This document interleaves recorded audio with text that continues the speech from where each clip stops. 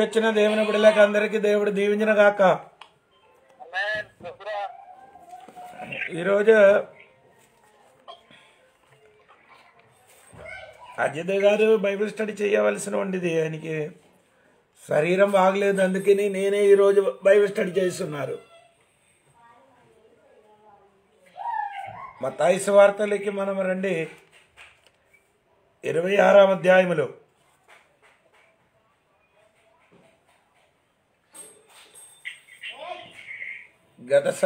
గతసమన తోటములు జరిగిన విషయం, ప్రార్థన విషయం మనం నేర్చుకున్నాం.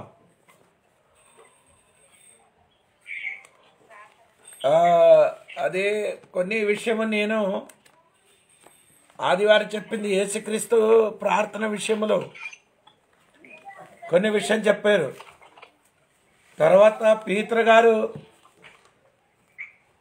వెనక్కి వెళ్ళిపోవడం విషయము 7 విషయం నేను చెప్పారు. ఇస్కరియోతు యూదా గారు యేసుక్రీస్తుకి ఎలాగ చూపించారని నేను చెప్పిన మాట ఒక్కసారి కూడా చదవండి.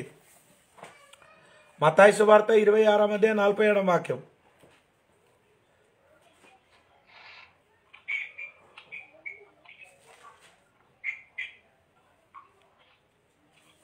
ఆయన ఇంకను మాట్లాడుచుండగా 12 మందిలో ఒక్కడగు యూదా వచ్చెను. వారితో కూడా బహు జన సమూహము కత్తులు గుదియలు పట్టుకొని ప్రధాన యాజకుని వద్ద నుండి ప్రజల పెద్దల వద్ద నుండి వచ్చెను. ఆయనను అప్పగించువాడు నేనేమని నీ ముద్దు పెట్టుకొనుచుందునో ఆయనే యేసు. ఆయనను పట్టుకోనుడని వారికి గుర్తు చెప్పి, అంటే యేసుప్రభుకి సత్వశ్రమలు సమర్పణ చేయడానికి ఇస్కరియోతు యూదా గారు ఎలాగ చేశారంటే ముద్దు పెట్టారు. ముద్దు పెట్టడానికి వచ్చినప్పుడు యేసుప్రభు అతనికి పిలిచిన మాట మీరు 50వ వచనం చూడండి.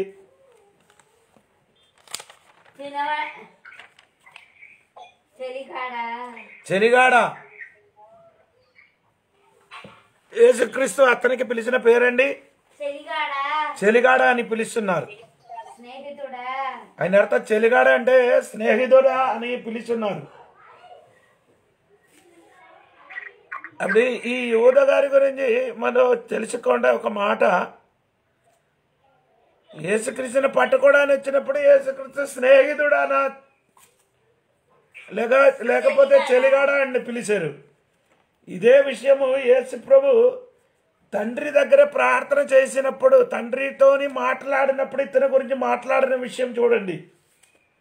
యోహాను సువార్త 17వ అధ్యాయంలోకి రండి. ఆ 12వ వాక్యం చూడండి. 12వ వాక్యం.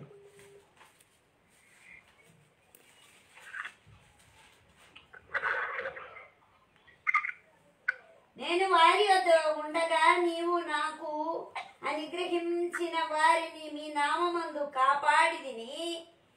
నేను వారిని భద్రము పరచిదిని గనుక లేఖనము నెరవేరినట్లు నాశన పుత్రుడు తప్ప వారిలో మరి ఎవ్వడునూ నశింపలేదు. ఇక్కడ అతని గురించి తండ్రితోని మాట్లాడినప్పుడు అతనికి ఎలాగ పిలుస్తున్నారు? నాశన పుత్రుడు. నాశన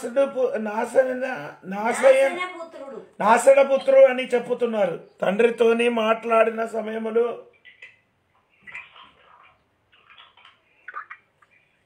నాశన పుత్రం అని చెప్పుతున్నారండి.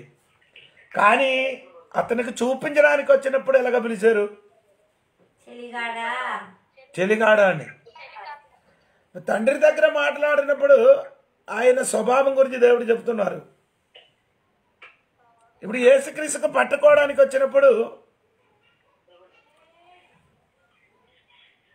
చెలిగాడ అని పిలుస్తున్నారు. యేసుక్రీస్తు తండ్రితోని మాట్లాడినప్పుడు ఆ చెలిగాడ అని పిలవలే, నాశన పుత్రుడు అని పిలుస్తున్నారు. ఎవరికి? యూదకి. ఇప్పుడు ఈ యూదలో ఒక 2-3 విషయములు మనం నేర్చుకోవాలి.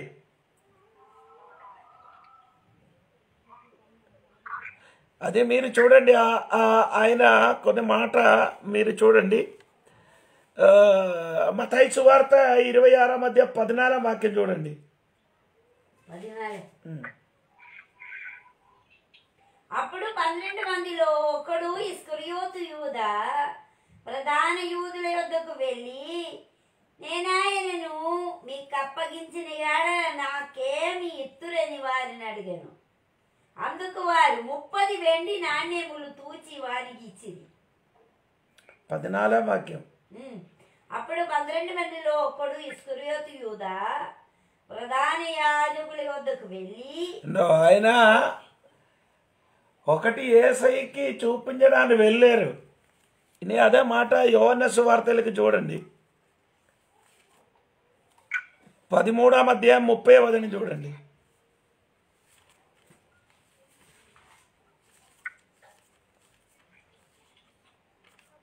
వాడు ఆ ముక్క పుచ్చుకొని వెంటనే బయటికి వెళ్ళను. అంటే ఇక్కడ కూడా అక్కడ మత్తయి సువార్తలు వెళ్ళారు. రెండవది ఇక్కడే కూడా చెప్తున్నారు వెళ్ళారు అని పదము మీరు చూడగలుగుతున్నారు. అప్పుడు రాత్రి వేళ అంటే ఆ పదములు మీరు బాగా జ్ఞాపకం చేయండి. నేను మత్తయి సువార్త 27వ అధ్యాయం 5వ వాక్యం చూడండి.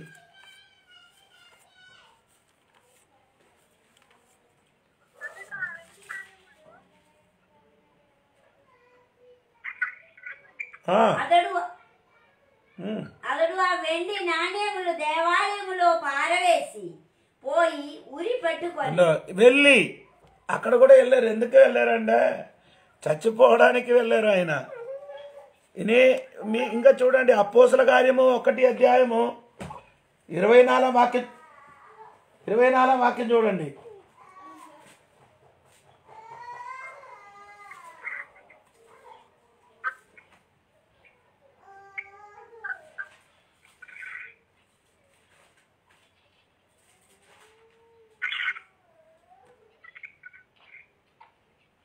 అను 24 ఇట్లని ప్రార్థన చేసి అందరి హృదయములను ఎరిగి ఉన్న ప్రభువా తన చోటికి పోవుటకు యూదా తప్పిపోయి పోయి వెళ్ళిన. ఇక్కడ 4 పదములు యూదా గురించి దేవుడు వాక్యంలో రాయబడి ఉందండి. వెళ్ళినా వెళ్ళినా వెళ్ళినా అని పోయి వెళ్ళినా ఒకటే వెళ్ళినా ఈయన పదానాలకి మీరే ఒకటి మహాజాజకుడి దగ్గరికి వెళ్ళారు ఆయన. అదే మత్తయి సువార్త 26:14 దేనికి యేసుక్రీస్తునికి చూపించడానికి మహాజాజకుడి దగ్గరికి వెళ్ళారు. ఇంకా యోహాను సువార్త 13:30 రాయబడింది ఏంటంటే ఆ రొట్టి పుచ్చుకొని వెళ్ళారు. మీరు ఆ మాటలు అన్నీ విన్నారండి. ఒకటి ఆ ముక్క పుచ్చుకొని వెళ్ళారు. మొదటి నాకు చెప్పారంటే ఆయనకి చూపించడానికి వెళ్ళారు. 2 ముక్క పుచ్చుకొని వెళ్ళారు. 3 మత్తయి సువార్త 27:5 ఆయన వెళ్ళి ఉరి వేసి చచ్చిపోయారు. అక్కడ చావు కోసం వెళ్ళారు. 3వ మాట. 4వ మాట ఏంటంటే అపోస్తల కార్యములు 1:24 వాక్యములు రాయబడిన ఏంటంటే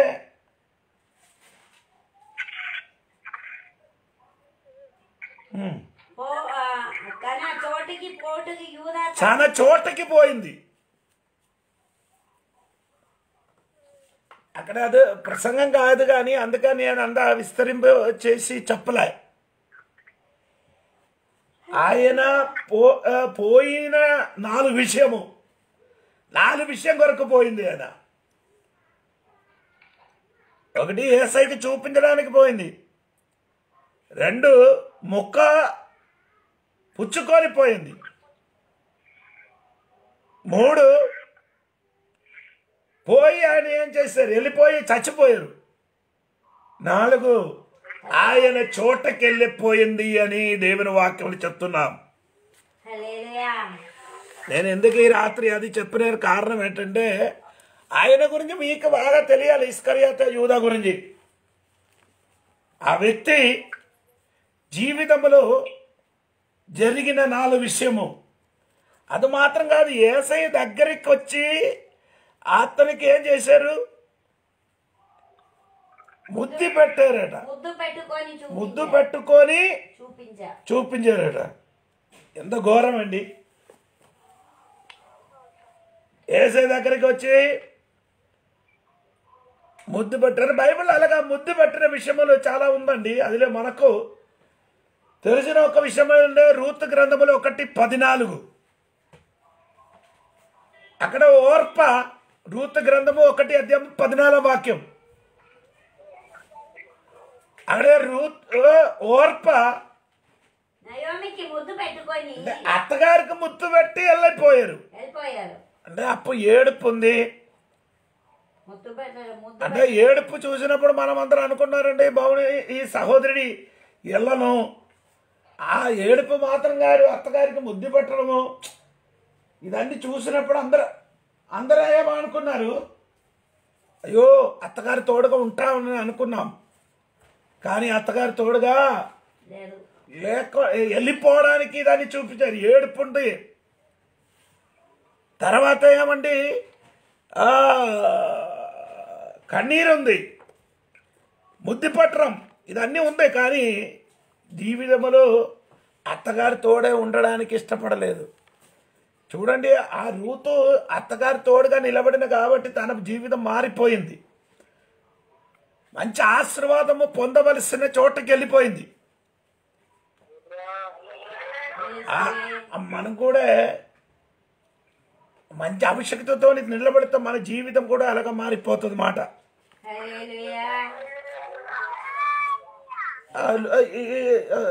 మన కీర్తనం 2వ కీర్తనములకి రండి. అక్కడ యొక్క ముద్దు పట్టిన విషయం గురించి రాయబడి ఉందండి. అది కూడా మీరు చూడండి. 12వ వాక్యం. రెండు కీర్తనము 2వ అధ్యాయం 12వ వాక్యం. కీర్తనము 2:12.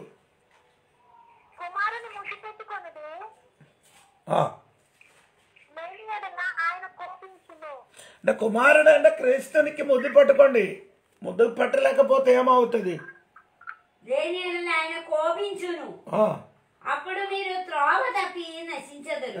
నశించిపోకుండా నీ ఏం చేయాలి? యేసుక్రీస్తునికి ముద్దు పట్టుకో. కుమారుని ముద్దు పట్టుకోవాలి. అదే కుమారుడు అని చెప్పినది యేసుక్రీస్తు అండి. అక్కడ ఇప్పుడు నేను చెప్పిన మాట ఇక్కడే మీరు చూడాలి. యూదా గారు యేసుక్రీస్తుకి ఏం చేశారంటే ముద్దు పెట్టుకొని అతనికి ఏం చేశారు?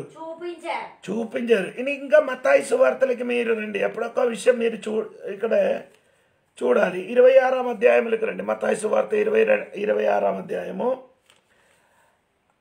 అప్పుడు జరిగిన సంగతి మీరు చూడండి. అప్పుడు పీతరు గారు అంటే 52, 53. యేసుని కత్తి వరలో తిరిగి పెట్టుము. అంటే అది నేను తర్వాత చెప్తాను. కత్తి మీ ఏం చేయాలి? మరలా ఎక్కడ పెట్టాలి? ఒరలో పెట్టాలి. కత్తి పట్టుకొని వారందరూ కత్తి చేతనే నశించు. ఏది పట్టుకున్నో అదితోనే అది నశించిపోతుంది. అదే యేసుక్రీస్తు చెప్పారు. కత్తితోని చేస్తే కత్తితోని చచ్చిపోతాను. అదే యేసయ్య చెప్పారు. అది తర్వాత ఏం చెప్తానండి. తర్వాత యేసుక్రీస్తు చెప్పిన మాట వినండి. ఈ సమయమున నేను నా తండ్రికి వేడుకోని ఏడల ఆయన 12 సేన పూర్వవాహముల కంటే ఎక్కువగా మంది దూతలను ఇప్పుడే నాకు పంపదని నీవు అనుకోనిచున్నానా? అంటే ఇక్కడ 12 సేన అంటే ఒక సేన అంటే 6,000 అండి. అప్పుడు ఇలాగా లెక్క పెట్టండి. 6 12 ఇంటూ 6 ఎంత అయింది?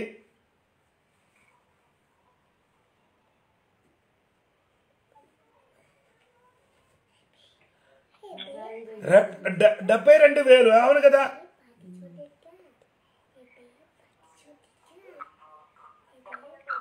$72,000. ఓకే. అప్పుడు యేసుక్రీస్తు చెప్పిన మాట ఏంటంటే మీరు ఇప్పుడు నన్ను సహాయం చేయడానికి అని ఎన్ని దూతలు వస్తాం ఒక మాట చెప్తే, అంటే ఇంచుమించు దాదాపు 72,000 దూతలు వస్తానండి ఒక మాట చెప్పిన అనుకో. అంటే పీతర్ గారు నీ ఖడ్గము నాకు అవసరం లేదు, అంటే దేవుని రాజ్యం కొరకు మనుషుల చేతితో కత్తితోని నీ జయించడానికి అక్కర్లే. మనుష్య బలం అక్కడికి అవసరం లేదు. హల్లెలూయా. అనగా అయితే దేవుడు తన బలం చూపించవచ్చు కదా. దేవదూతలా దిగి రమ్ము అని చెప్తే దేవదూతలు దిగి వస్తుంది అని మనము చూడగలుగుతామండి. అనగా యేసుక్రీస్తు ఏం చేయలేదు, చెప్పలేదు. బాహుబలం ఆయనకి అక్కర్లేదు, అవును కదా తెలుగులో. బాహుబలంతో మనుష్యుడు గెలిస్తాను. అందుకే పీతర్కి దేవుడు చెప్పిన కత్తి పట్టుకున్నాడు, కత్తిలే నష్టపోతుంది. అప్పుడు నన్ను రక్షించడానికి 72,000 దూతలు రావచ్చు, నేనే ఏం చేయలేదు. అంటే ఒక్క దూతలు ఎంత శక్తి ఉందండి మీరు చూడండి, ఒక్క దూతలు ఎంత శక్తి ఉంది.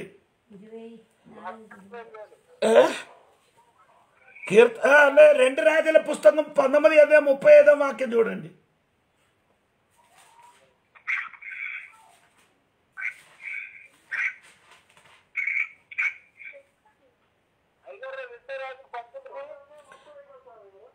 రెండు రాజుల పుస్తకం 19:35. ఆ రాత్రి యెహోవా దూత బయలుదేరి అసూరు వారి దండుపేటలో వచ్చి 185,000 మంది 185,000 హతము చేసను మందిని. అంటే దేవుడు చెప్పిన మాట మీరు విన్నారా? 1,00,000 ఎంత వచ్చారు? 1,00,000 అక్కడ యేసుక్రీస్తు చెప్పిన మాట ఏంటండి, 1,85,000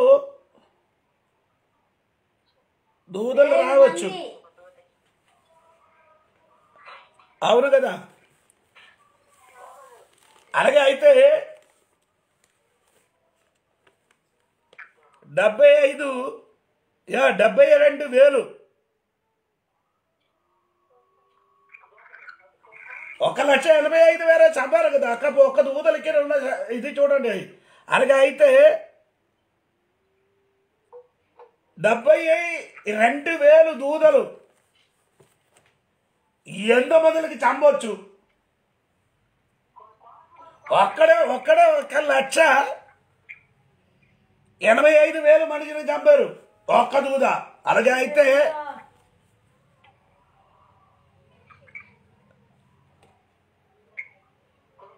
ఎంత మొదలకి చంపేస్తాను?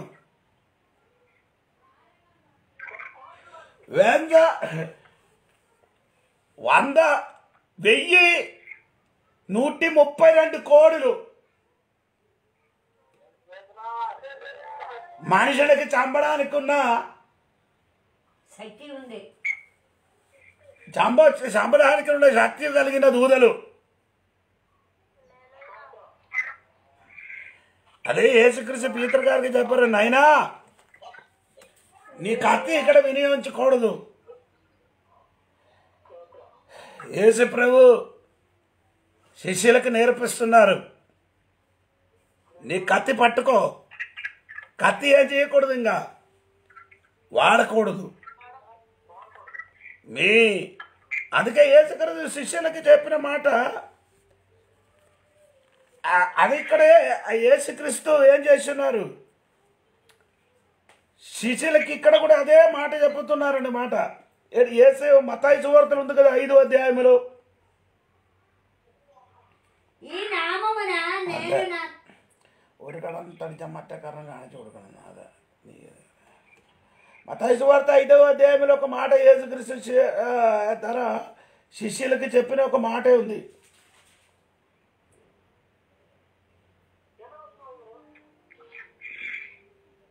నిన్ను ఒక్క చంపకి కొడితే 39 5:39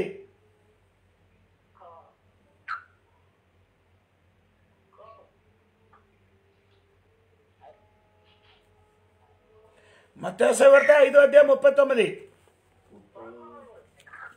నేను మీతో చెప్పినది ఏమనగా దుష్టుని ఎదిరింపగా నిన్ను కుడి చెంప మీద కొట్టువా, నీ వైపునకు ఎడమ చెంప కూడా తిప్పుము. అంటే దేకో అందుకని యేసుక్రీస్తు చెప్పుతున్న మాట ఏంటండి, నీ కుడి చెంపకి కొట్టువా, నీ వైపు కొట్టువాడికి నీ ఏం చేయాలి, ఎడమ చెంప కూడా చూపించడానికి యేసుక్రీస్తు చెప్పింది. అందుకని యేసుక్రీస్తు ఏం చేయలేదు, దాన్ని పట్టుకోవడానికి వచ్చిన వాడికి గురించి ఏమి అనలే. అర్థమైంది, ఆయనకి ఏం గురించి అనలేదు. అందుకే యేసుక్రీస్తు అడిగిందని ఎవరికో వెతుకుతున్నానని అడిగారు యేసుక్రీస్తు. అందుకే నేను చెప్పిన మాట ఏంటంటే, గెత్సేమనే తోటములో ఒక 7 విషయం కూడా జరిగింది. అది నేను చెప్పి ఈ రాత్రి కొన్ని మాటలు ముగిస్తాను, ఈ మాట ముగిస్తాను అనుకున్నారండి. ఆ గెత్సేమనే తోటలో జరిగిన కొన్ని విషయాలు చూడండి. మత్తయి సువార్త 26:50 చూడండి. చెలిగాడా, నీవు చెయ్యవచ్చినది చెయ్యమని ఆయనతో చెప్పగా, అంటే యేసునికి శత్రు హస్తములు సమర్పించినప్పుడు యేసుక్రీస్తు ఏం చేశారు, చెలిగాడ అంటే స్నేహితుడా అని పిలిచారు. అదన కారణం అంటే ఇది జరిగిన మునుపే యేసయ్య ఏం చేశారు, గెత్సేమనే తోటములో ప్రార్థన చేశారు. ప్రార్థన చేసిన కాబట్టి తన్ను మోసపరచడానికి వచ్చిన సహోదరునికి చూసి సహోదరుడా చెలిగాడా అంటూ పిలుచున్నాం. అంటే ఆది అంతం ఎరిగిన యేసుక్రీస్తు తన్ను శత్రు చేతులు అప్పగించడానికి వచ్చిన వ్యక్తికి చూసి చెలిగాడా లేకపోతే స్నేహితుడా అని పిలుస్తున్నారు. అలాగా పిలవాలంటే సరి అయిన ప్రార్థన అనుభవం ఉండాలి. మనకు విరోధంగా ప్రవర్తించిన వ్యక్తికి చూసినప్పుడు పళ్ళు కొరుకుంటా మనం ఎలాగ పిలవాలి, స్నేహితుడా లేకపోతే చెలిగాడా అని పిలవాలి. అదే క్రైస్తవ మార్గం.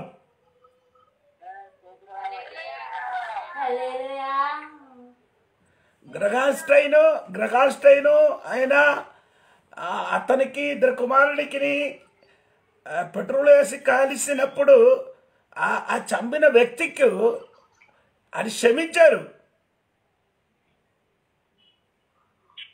అప్పుడు ఇక్కడ గెత్సేమనే తోటములు మనకు నేర్పించిన మొదటి విషయం ఏంటంటే, యేసుక్రీస్తు అతనికి పిలుస్తున్నారు చెలిగాడా అని. రెండవదే యేసుక్రీస్తు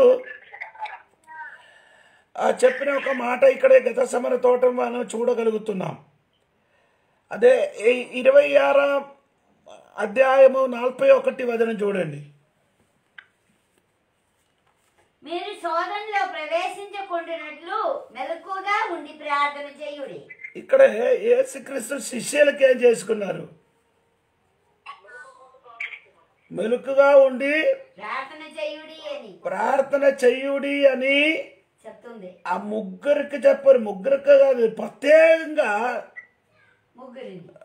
ముగ్గురికి చెప్పారు. ప్రత్యేకంగా ఒకరికి పేరు పెట్టి పిలిచారు. మార్కొసు సువార్త 1:14 చూడండి.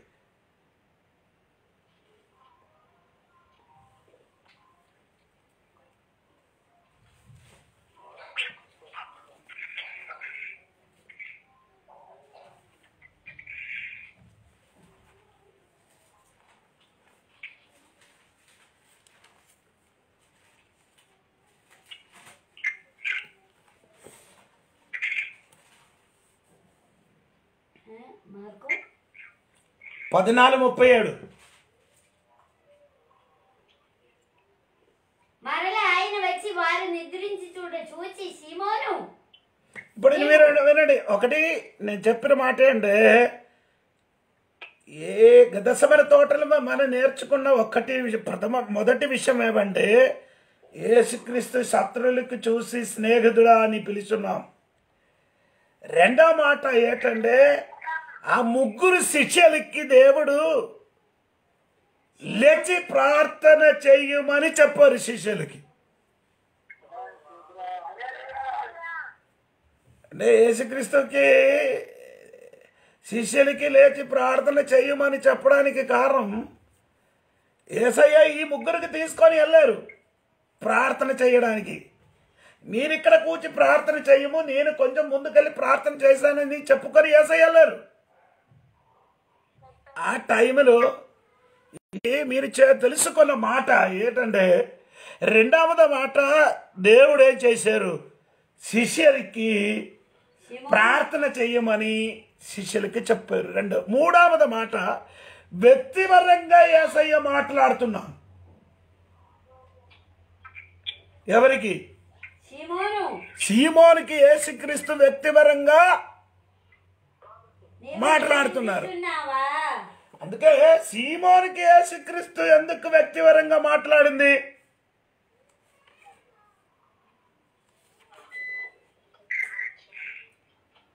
ఏమండి?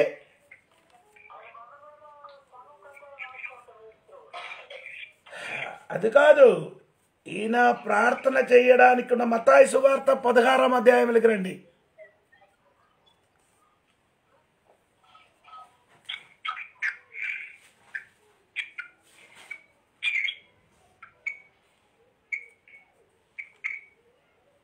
పదహారవ వాక్యం తర్వాత అందుకు సీమోను పేతురు, నీవు సజీవుడకు దేవుని కుమారుడవైన క్రీస్తువని చెప్పాను. 19వ వాక్యం పరలోకము ఒక తాల్పు చావులు నీకిచ్చదను. అంటే ఎవరికి ఇచ్చారు? రెండు మాట. ఒకటి పీతరు మొట్టమొదటిగా యేసుక్రీస్తు జీవంద సజీవుడకు దేవుని కుమారుడు, సజీవుడైన దేవుని కుమారుడు అని చెప్పారు. రెండవదే పరలోక తాలపు ఎవరి చేతులు ఇచ్చారు? Simon Peter.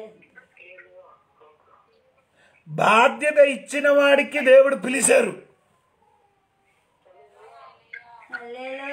అటువంటి వాడికి దేవుడు పిలిచారు. సీమోను లేచి ప్రార్థన చెయ్యమని యేసుక్రీస్తు చెప్పింది. అయ్యో, ఈ రాత్రి దేవుడు నీకు నాకు ఏమిచ్చారు? మనకు ఈ పొట్టతరం పిలిచి వరగలేదు. మాకు మీకు ఈ దేవుడు ఏమిచ్చారండి? అది కాదు, బాధ్యత ఇచ్చారు. చెప్పండి,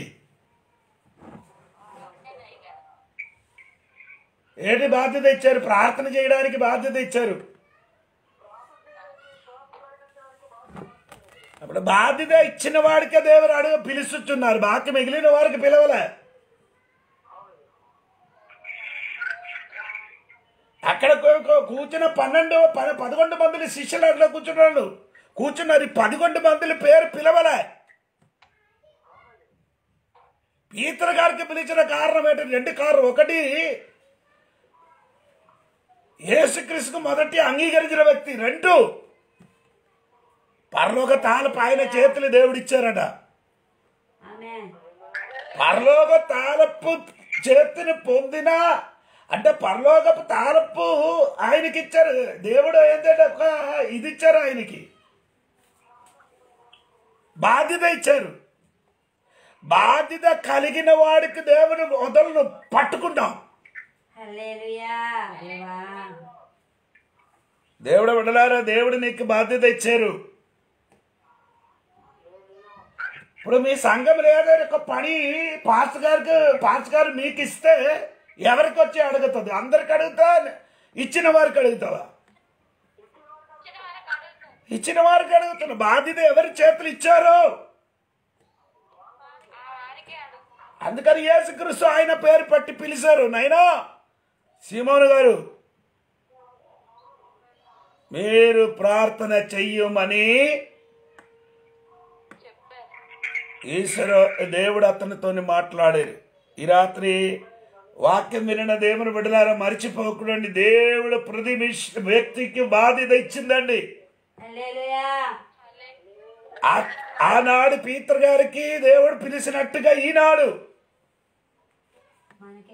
మారు మనసు పొంది రక్షణ పొంది బాప్టిజం పొంది చర్చిలు వచ్చిన ప్రతి బిడ్డలకి దేవుడు పిలిచి అడుగుతుంది, నీకు బాధ్యత ఉంది. ఒక సంఘం అయితే ఆ సంఘములకు ఒక బాధ్యత ఉంది. సంఘములకి నీ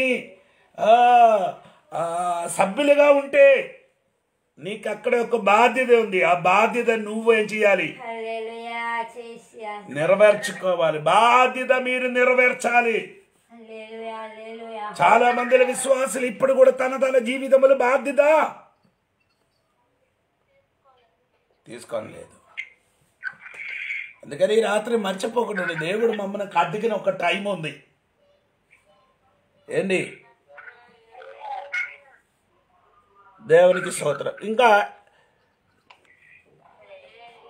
నాలుగో విషయం అంటే టోటల్ జరిగిన 4వ విషయం యోహాను సువార్త 8:6 వాక్యం చూడండి.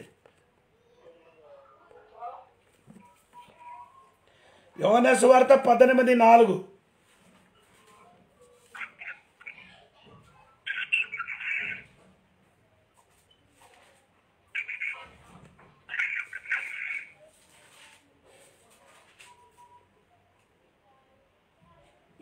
తనకు సంభవింపబోనవన్నీ ఎరిగిన వాడై వారి వద్దకు వెళ్ళి మీరెవరిని వెతకుచున్నారని వారితో అడిగాను. వారు నజరేయుడైన యేసునని ఆయనకు ఉత్తరం ఇయ్యగా, యేసు ఆయన నేనే అని వారితో చెప్పాను. ఆయనను అప్పగించిన యూదాయు వారి వద్ద నిలిచిచుండెను. ఆయన నేనే ఆయననని వారితో చెప్పగా వారు వెనుకకు తగ్గి శత్రువులను చూసి యేసుక్రీస్తు అని చెబుతున్నారు. నేనే అని చెప్పారు. ధైర్యం. నేనే అని ఆయనకి ప్రార్థన చేసిన దేవుని బిడ్డలకు ఏముందండి? ధైర్యం ఉంది.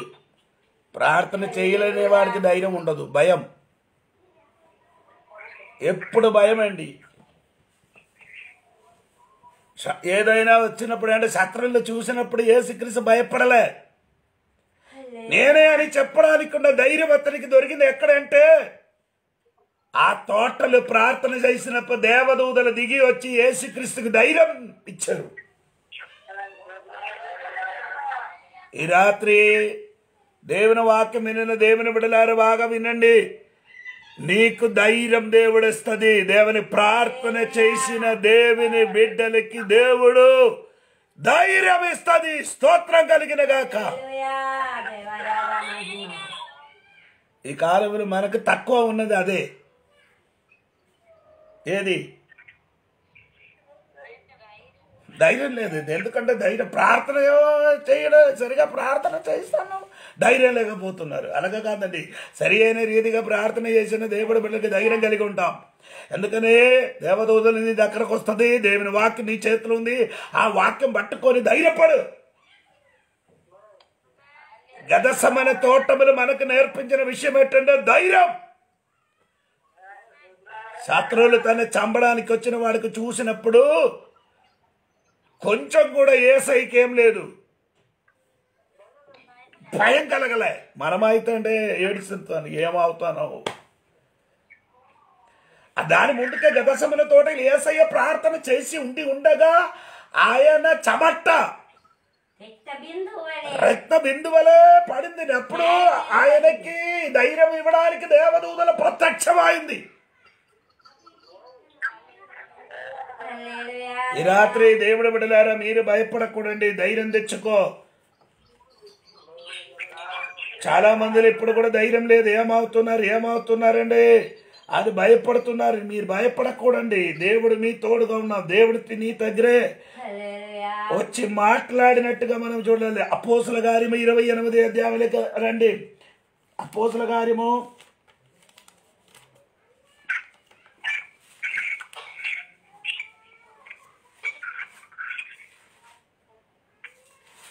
27లో 27, 23 వాక్యం చూడండి.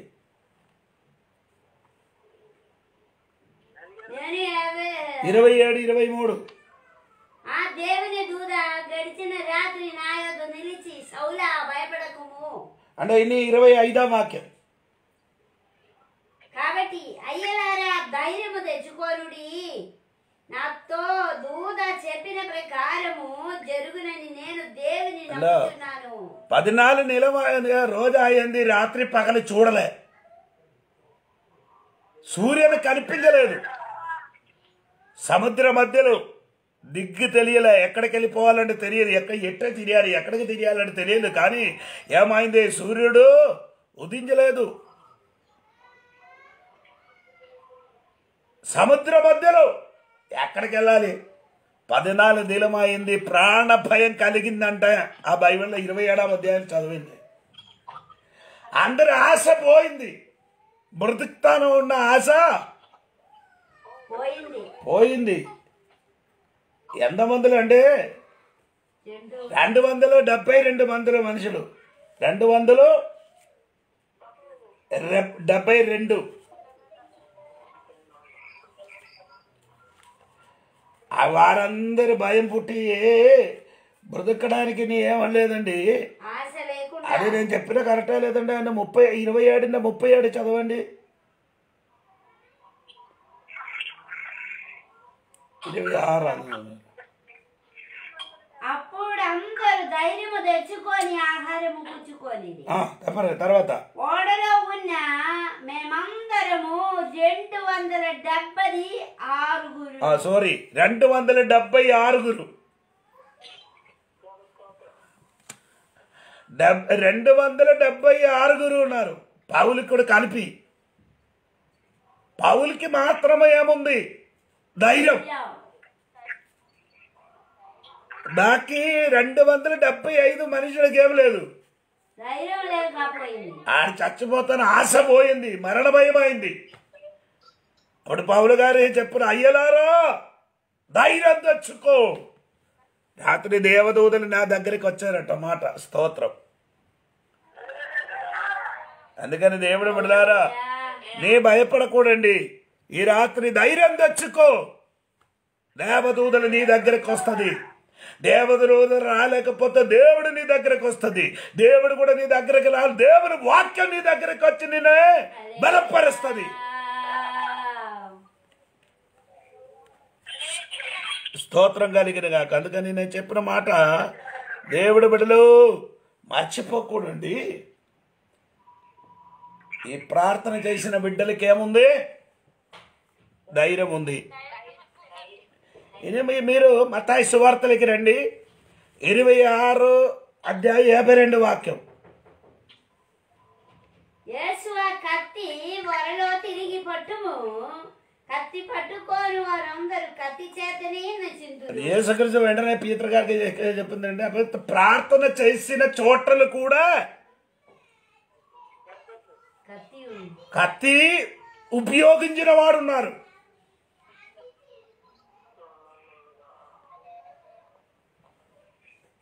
అందుకే యేసు ప్రభు ఏం చేశారు,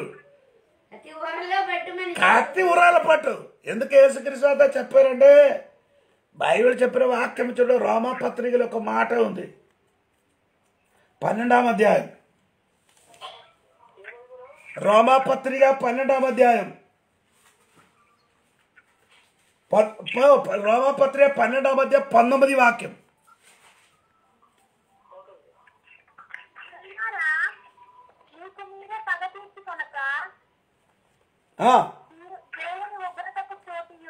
అంటే మీరేం చేయకూడదు, పగ తీర్చుకొనగా దేవుని ఉగ్రతకి ఏం చేయాలి, చోట ఇవ్వాలని దేవుడు చెప్పును. అంటే మనకు అది చేయలేదు. దేవుని ఉగ్రతకి సమయం ఇవ్వండి, దేవుని ఉగ్రతకి చోట ఇవ్వండి. దేవుడు కన్ని కార్యం చేస్తాను, మీ కత్తితోని ఏ పని చేయొద్దు. అదే పగ తీర్చిన నా పని. దేవుడే పగ తీర్చిన వాడు. అప్పుడు పీతరు కత్తితోని పట్టి పగ తీర్చడానికి వెళ్తున్నా. అప్పుడు యేసుక్రీస్తు ఎప్పుడు వద్దురా, దేవునికి చోట ఇవ్వు, హల్లెలూయా. మీరు పగ తీర్చుకున్నారట.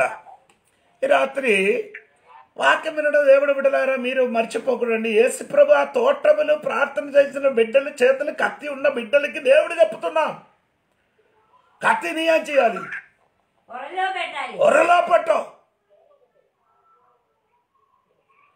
అందుకే యేసుపై చెప్పడానికి కారణం అంటే ప్రకటన గ్రంథం ఇది తగ్గిన ఒక్క వాక్యం ఉంది. 13వ అధ్యాయం 10 వచనం చూడండి. ప్రకటన గ్రంథము 13వ అధ్యాయం 10 వచనం. ప్రకటన గ్రంథం 13వ అధ్యాయం 10. ఎవడైనను చెరబట్టవలేనని ఉన్న ఎడల వాడు చెరలోనికి పోవును. ఎవరైనను గడ్గము చేత చంపిన ఎడల వాడు గడ్గము చేత చంపబడవలేను. అంటే ఇక్కడ చెప్పండి మాట మీరు విన్నారా?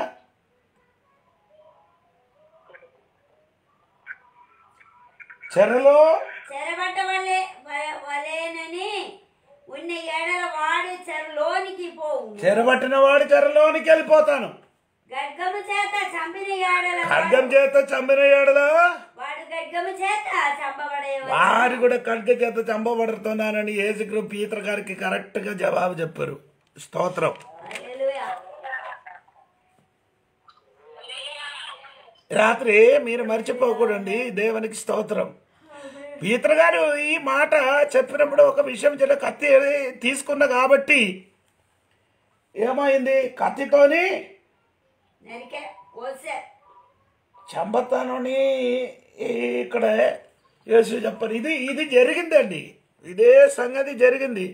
అక్కడ యెరూషలేములో తీతోస్ కైసర్ వచ్చి యూదులకి కత్తితోని ఏం చేశారు, నరికేసే చంపారు. ఆ యూదలు పీతర్ గారు యూద కులం కాదా, యూదస్తులు. ఆ యూదస్తులైన పీతర్ గారు కత్తితోని, కత్తి వినియోజన కాబట్టి అదే రీతిగా దేశములు కూడా కత్తి వచ్చి తీతోస్ కైసర్ వచ్చి ఇశ్రాయేలు మనకి చాలా మందికి చంపినట్టుగా మనం చూడగలుగుతున్నాం. హల్లెలూయా.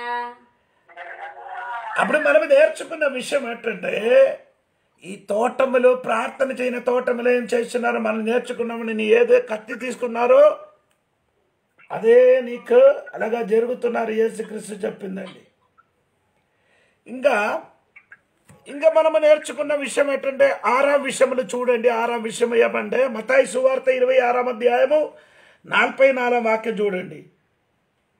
ఆయన వారిని మరల పిలిచి వెళ్ళి ఈ మాటలే చెప్పుచు 3వ మారు ప్రార్థన చేశాను. అప్పుడు ఆయన తన శిష్యుల యొద్దకు వచ్చి మూడాచార్య అని తెలిసే దేవుడా నీ చిత్తము నా జీవితములు నెరవేర్చమని యేసుక్రీస్తు ప్రార్థన చేశారు, సమర్పించారు. దేవుని చిత్తమునికి ఏం చేశారు, సమర్పణ చేశారు. దేవుడి చిత్తము నెరవేర్చిన గాక అంటే యేసుక్రీస్తు ప్రార్థన చేసుకున్నప్పుడు ఏమంటే గదసమన తోటముల చన్న పట్టుకోవడానికి వచ్చినప్పుడు యేసుక్రీస్తు ప్రార్థన చేస్తుండే, దేవా ఈ గిన్నె నా దగ్గర నుండి తొలగించమని ప్రార్థన చేశారు. అప్పుడు తొలగించలే. ఆ ప్రార్థనకి దేవుడు ఉత్తరం ఇవ్వలే. అప్పుడు ఏం చేశారండి, యేసుక్రీస్తు తనతోనే ఏం చేశారండి, సమర్పించుచున్నారు. ఎవరికి, తండ్రి దగ్గరే. దేవుడి చిత్తము అదే అదే అదే అది 42 నుండి చదివితే మీకు అర్థమవుతున్నాం. 26వ అధ్యాయం 42 నుండి చదవండి. మరల 2వ మారు వెళ్ళి నా తండ్రి నేను దీనిని త్రాగితేనే గాని ఇది నా యొద్ద నుండి తొలగిపోవుట సాధ్యము కాని ఎడల నీ చిత్తము సిద్ధించుగాగా అని ప్రార్థించి రెండో అదే ఈ గెతసమన తోటలో మనం నేర్చుకున్న విషయం దేవుడి చిత్తమునికి సమర్పించాలి. హల్లెలూయా. దైవమే. ఈ రాత్రి నీ చెప్పొచ్చు, దేవా హల్లెలూయా. దేవుని చిత్తం దేవుడి చిత్త నా జీవితంలో జరిగిన గాక అని ఎంతమందిని ప్రార్థన చేస్తాం. యేసుక్రీస్తు ఆ తోటము నుండి మనకు నేర్పించిన విషయము దేవుడి చిత్తము దేవుడి చిత్తమునికి నెరవేర్స్తే ఏం జరుగుతుంది అది మీకు తెలియాలి. రోమాపత్రిక 12వ అధ్యాయంలోకి రండి.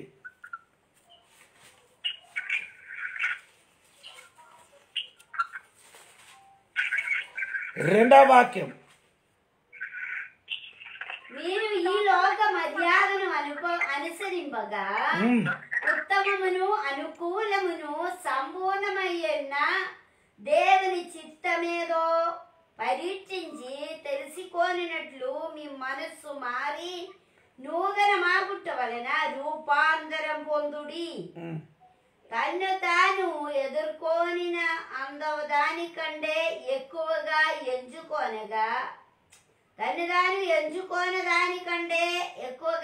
ఎంచుకొనగా దేవుడు ఒక్కొక్కరికి విభజించి ఇచ్చిన విశ్వాసం. 2వ వాక్యం సరిగా చదవండి. మీరు ఈ లోక మర్యాదను అనుసరింపగా ఉత్తమమును అనుకూలమును సంపూర్ణమై ఉన్న దేవుని చిత్తమేదో. దేవుని చిత్తములు 2 విషయం ఉంది. ఒకటి ఈ లోకం. ఆ వాక్యం చదివినప్పుడు మీరు చూసారా, వినారా? దేవుడి చిత్తములు 2 విషయం ఉంది. ఉత్తమమైనది, అనుకూలమైనది, సంపూర్ణమై ఉన్న. అంటే దేవుడు చిత్తములకి సమర్పిస్తే అది ఒక ఉత్తమం ఉంది.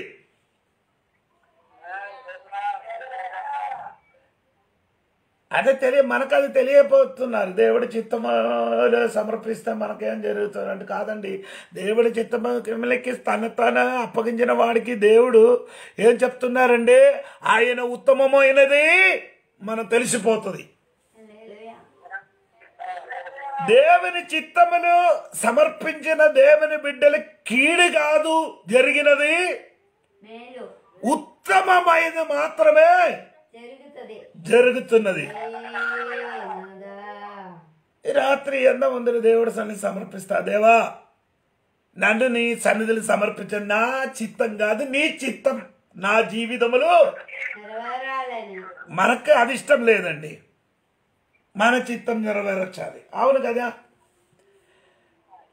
యాకోబు తన 2 పిల్లలకి ఆశీర్వదించడానికి తీసుకొని వచ్చారు. ఎవరికెవరికి అండి చెప్పండి? యోసేపు 2 కొడుకు.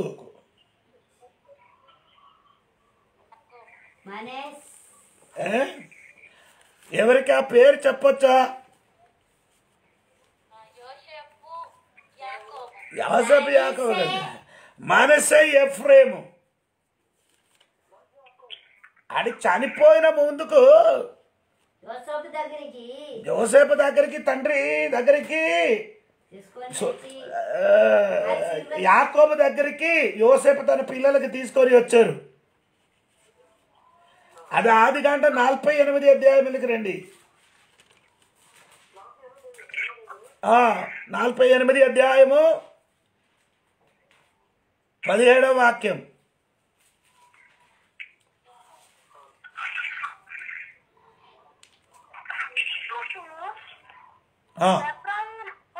తల మీద తన తండ్రి కుడిచేయి పెట్టుట చూసినప్పుడు అది అతనికి ఇష్టం కాకపోయిన గనుక అతడు మనస్సే తల మీద పెట్టించమనని తన తండ్రి చెయ్యి ఎఫ్రాయిము తల మీద నుండి ఎత్తి,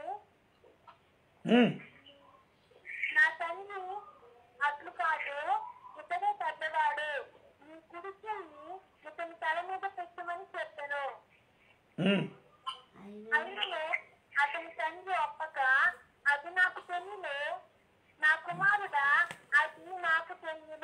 అండ్ ఇక్కడ యాకోబుకి ఏమండి, యాకోబు దగ్గరికి ఏమవుతున్నారు అంటే తీసుకొని వచ్చారు పిల్లలకి ఆశీర్వదించడానికి.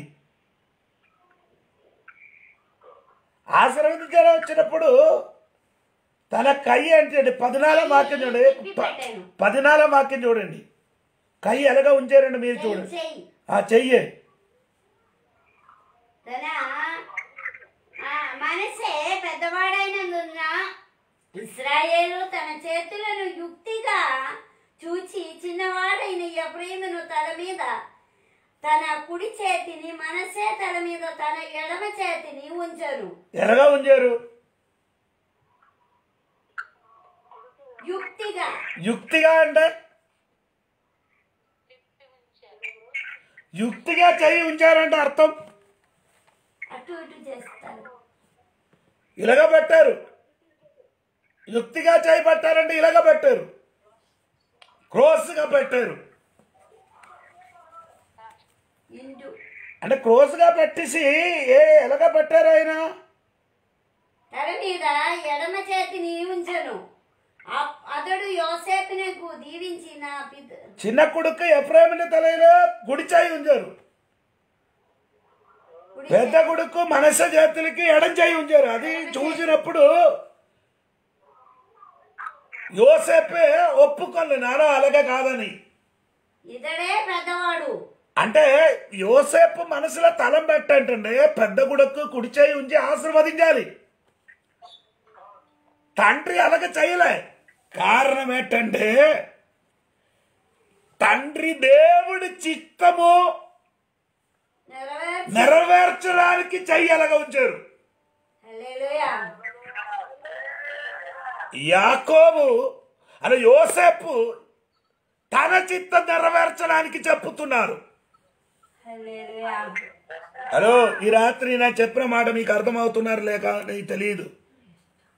దేవుడి చిత్తం నెరవేర్చిన కాక అని మనం ప్రార్థన చేసినప్పుడు యోసేపు దర్శనము, కళ, స్వప్నము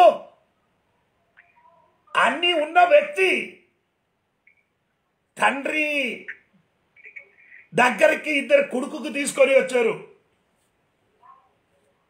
పెద్ద కొడుకుకి ఏం చేశారు? కుడి పక్కనే ఉంచారు. చిన్న కొడుకుకి ఎడం పక్క నిలబెట్టారు. నిలబెట్టినప్పుడు తండ్రి ఏం చేశారండి? చెయ్య క్రోస్గా ఉంచారు. కుడి చెయ్యి చిన్న కొడుకు మీద ఉంచారు, ఎడం చెయ్యి పెద్ద కొడుకు మీద పెట్టారు. అప్పుడు యోసేపు అది కాదు నానా అని చెప్పుతున్నారు. అప్పుడు యాకోబు అది నాకు అది తెలుసు, నాకది తెలియను. ఎవరికి ఎవరిగా ఆశీర్వదించాలని, ఎవరి మీద దేవుడి చిత్తము జరగాలని. యోసేపే నీ దర్శనము కళ అన్ని ఉన్నారు కానీ నీకు అది ఎరిగింది కానీ నాకు తండ్రి అయిన నాకు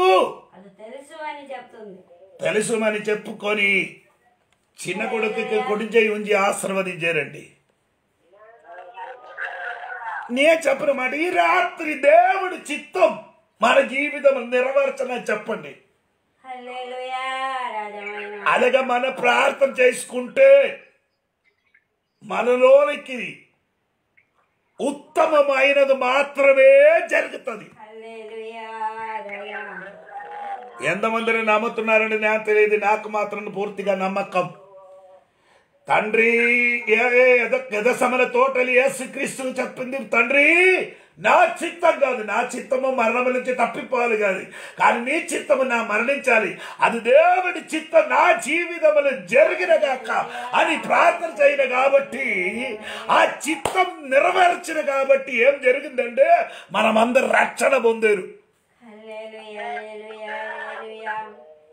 ఆ చిత్తం బాగుంది కదా, లేకపోతే మనం కూడా ఏమవలేదు, రక్షణ పొందను.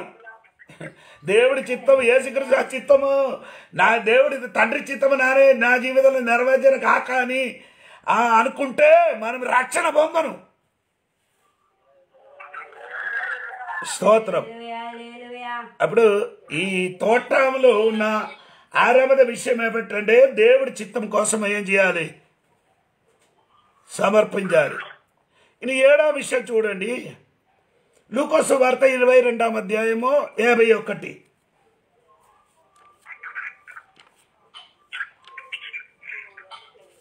లూకాసు వార్త 22వ అధ్యాయం 51.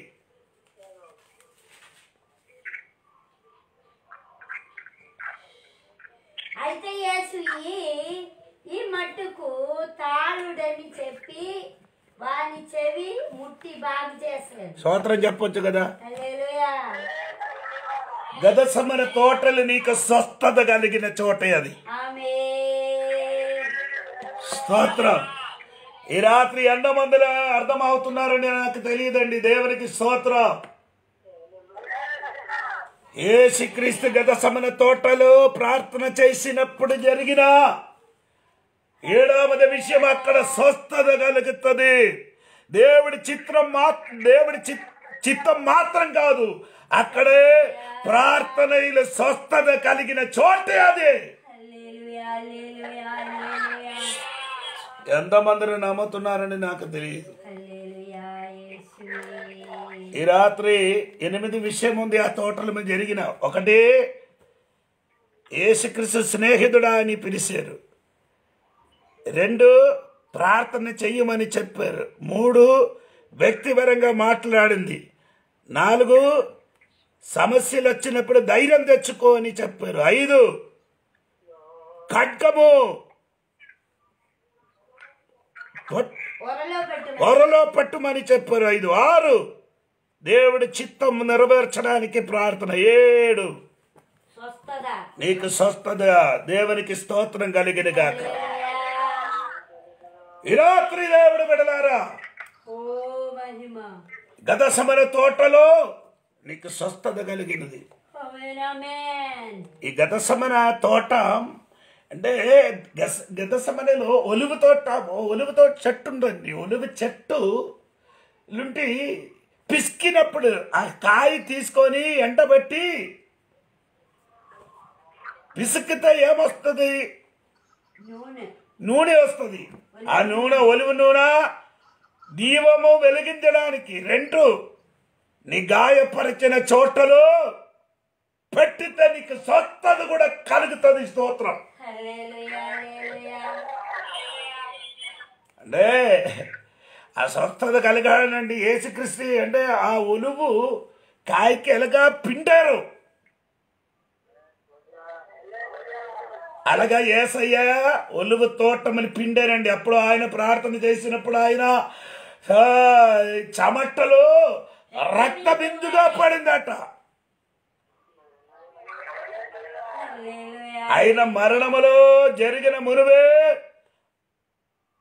మనకు విడుదల స్వస్థత కలగడానికి ఆయన రక్తము ఆ తోటమని పడిన స్థలము, అక్కడ నీరికి స్వస్థత కలిగిన చోటే అది.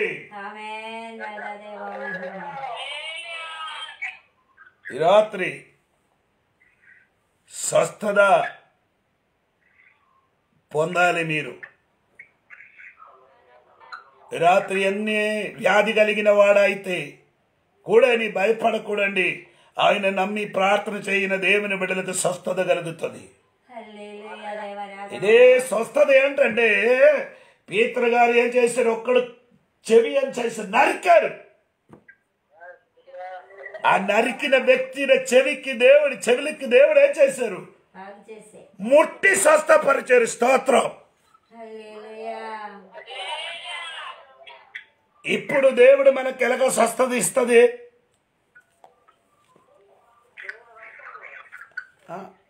ఒక వాక్యం చెప్పండి.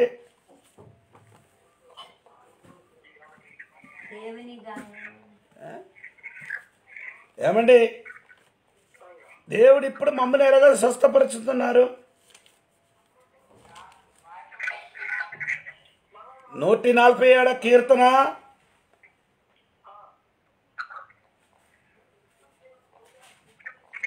1 మినిట్ నేను చూసుకున్నాను. అదే వాక్యంలో ఉంది కదా, ఆయన వాక్యం పంపించి స్వస్థపరచుమని ఒక వాక్యం ఉంది కదా, ఎక్కడ ఎంత? సరే అండి, చదవండి, దొరికింది.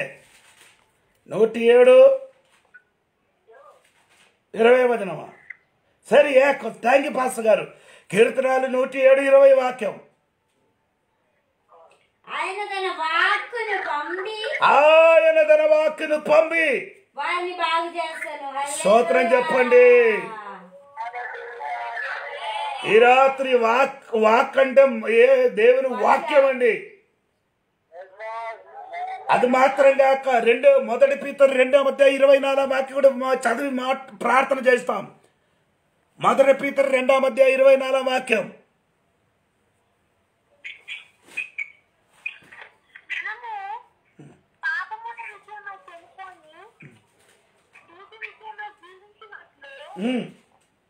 ఆయన తానే తన శరీరం అంటే మన పాపం మోసుకొనును. ఆయన పొందిన గాయముల చేత మీరు స్వస్థత నొందితిరి. హల్లెలూయా చెప్పండి గట్టిగా. ఆయన పొందిన గాయాల వలన, గాయం చేతున నీకేముంది? ఆయన అర్థం చెప్పండి.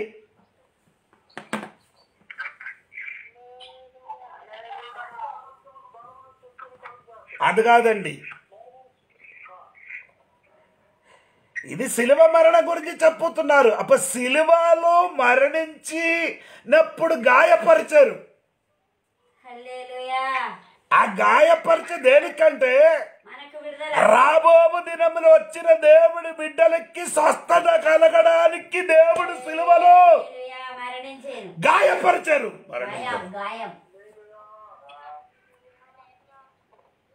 ఆ శిలువ మరణములు గాయపరిచిన దేనికంటే మీకు తెలుసా? అదే ఆయన వీపులో ఏం చేశారు? కొట్టారు. వీపు మీద కొట్టారు 39 సార్లు.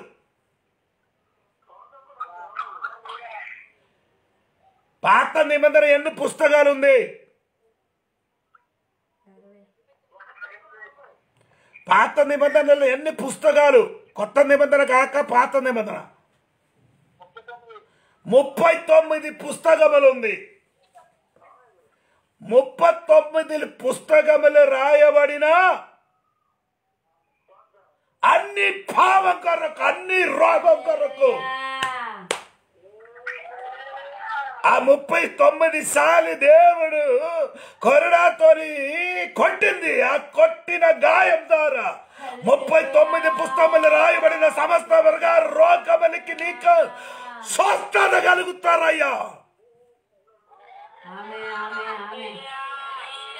అందుకని రాత్రి గత సభల తోటలు ప్రార్థన చేయని చోటలు నీకు స్వస్థత కలిగిన చోట ఈ రాత్రి దేవునికి చెప్పండి, నీ గాయాల వలన నాకు స్వస్థత.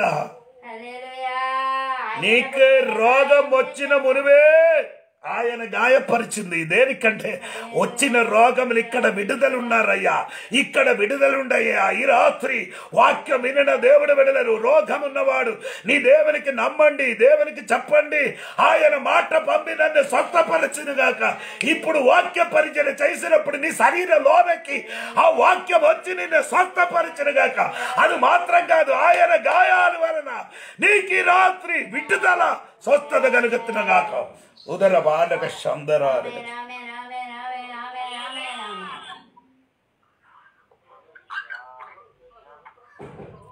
యేసు రక్తం చేయో.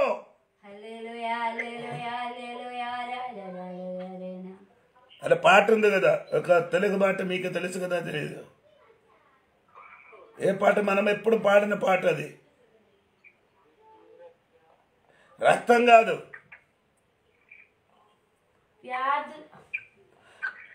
ఆ పాట ఏంటంటే,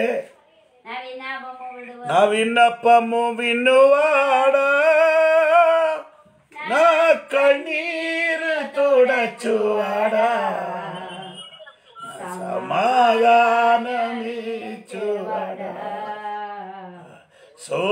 స్తోత్రము యేసయ్యా. నా విన్నపము వినువాడా, నా కన్నీరు తుడచువాడా, సమాధానమే చేవాడా. స్తోత్రము యేసయ్యా. నా వ్యాధిలో తొలగింబ గాయాలు పొందిదిరే. నా వ్యాధిలో తొలగింబ గాయాలు పొందిదివే. అయ్యా గాయాలు పొందిదిరే. నా విన్నపము వినువాడా, నా కన్నీరు తుడచువాడా, సమాధానమే వాడా. స్తోత్రము. యేసయ్యా. ఈ రాత్రి కన్ను మూసుకోండి, ప్రార్థన చేయబోతున్నాం. ఆయన గాయాల వలన మీకు స్వస్థదమ్మా. హల్లెలూయా. శిలువ మరణించడానికి గదసమన తోటమున యేసు ప్రార్థన చేసినప్పుడు ఆయన రాజా. ఆ దాసుడు చెవికి స్వస్థపరిచినట్టుగా ఈ రాత్రి వారికి మాత్రం కాదు, మనకు కూడా దేవుడు స్వస్థపరుస్తుంది. దేవునికి రాత్రి చెప్పండి, ప్రార్థన చేసి నమ్మకంతోని ఈ రాత్రిని విశ్వసించి ప్రార్థన చేయండి. విశ్వసించిన ఎడల దేవుని మహిమని చూడగలుగుతాం. రాత్రి ఏదో అద్భుతం జరుగుతున్నారండి, ఏదో బంధనం ఈ రాత్రి విడుదల కలిగినట్టు పరిశుద్ధాత్మ దేవుడు నాకు అన్నుతున్నాం. నీ జీవితంలో ఏదో కట్టులు ఈ రాత్రి దేవుడు విడుదల